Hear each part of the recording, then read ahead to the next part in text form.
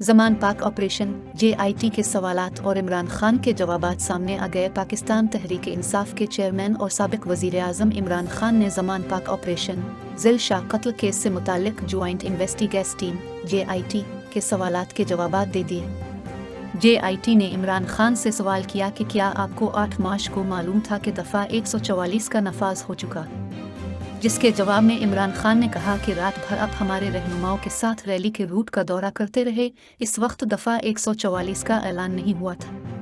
इमरान खान ने कहा कि इलेक्शन का ऐलान हो चुका था, दफ़ा 144 का नफाज गैर आईनी था, मीडिया ब्लैकआउट था। मुझे तो सोशल मीडिया से पता चला कि दफ़ा 144 नाफिज हो चुकी। सोशल मीडिया से पता चला तो हमाद अजहर को फ़ौरन रैली मुलतवी करने की हिदायत की।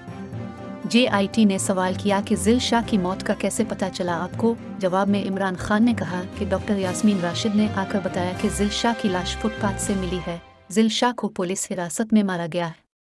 चेयरमैन PTI से JIT की जानिब से सवाल किया गया कि जिस गाड़ी में ज़िल शाह को अस्पताल लाया गया, इसके मालिक और ड्राइवर को जानते हैं, जिसके जवाब में इमरान खान ने कहा कि मैं किसी को नहीं जानता, मुझे नहीं पता इसका ड्राइवर कौन है।